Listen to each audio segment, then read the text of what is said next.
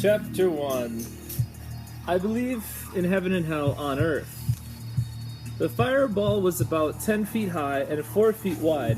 The flame was blue and searing, with the peculiar, intense heat of gasoline burning in the open air. Even standing 50 feet away, on the corner of 26th and South Van Ness, you would have felt the increase in temperature on your face and hands, a warmth that easily cut through San Francisco's gentle early summer. And you would have had company. A mysterious bonfire in the middle of an urban intersection draws a crowd. But this is only what I've been told. I can't comment personally on the fireball's external dimensions and characteristics. I was in it. I'm hazy on the view from inside. One of many nice things about the design of the human brain is that it erases tapes that would be too painful to replay.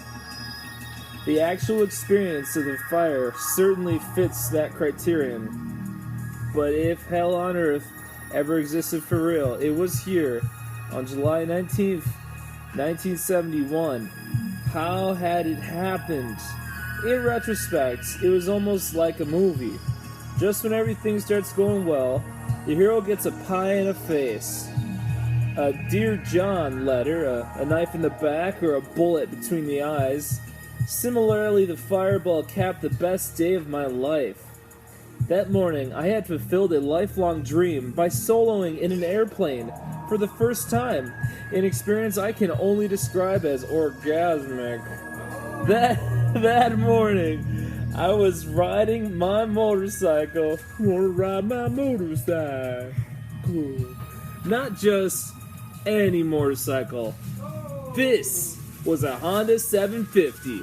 At the time, the biggest, snazziest, meanest cycle on the market. I had bought it just the day before, and I adored it a little too much.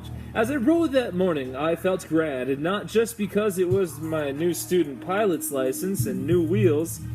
I was 28 years old, handsome, at least I thought so, in perfect health, had a marvelous, romantic job as a cable car grip man. Plenty of money, many good friends, a gorgeous girlfriend. Mwah. It was even a nice day. Couldn't you believe it? In short, I felt like the king of San Francisco. Suzerain of the realm and potente of the far territories as I zoomed up South Van Ness. South Van Ness is a 4-lane street, and I was in the outside lane, heading north. A maroon laundry truck was tooling along next to me in the inside, northbound lane.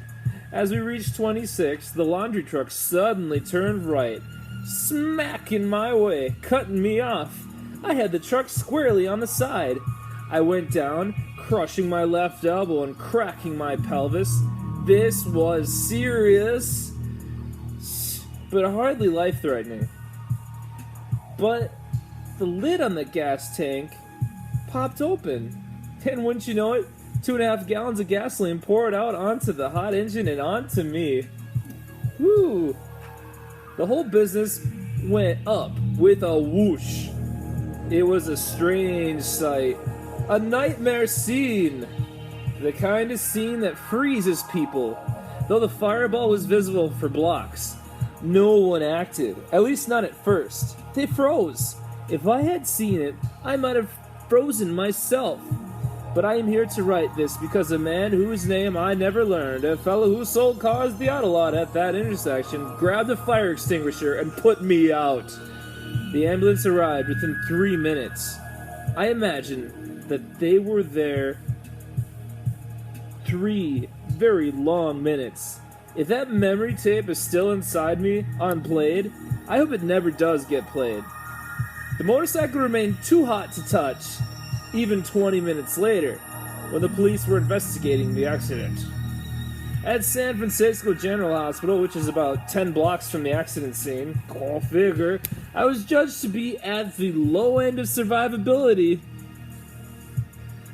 In 1971, if you were burned over 70% of your body, you were definitely dead. I was burned over 65% of my body, which put my chances around 50-50. All that had been spared was my scalp, which had been covered by my motorcycle helmet, and most of my torso and arms, which had been protected by my leather jacket. As the nurses cut my still smoldering clothes off of me, I went into a coma, one that was quickly deepened by the drugs I was given to lessen my shock. I would be 2 weeks before I would come around. So much for the king of San Francisco.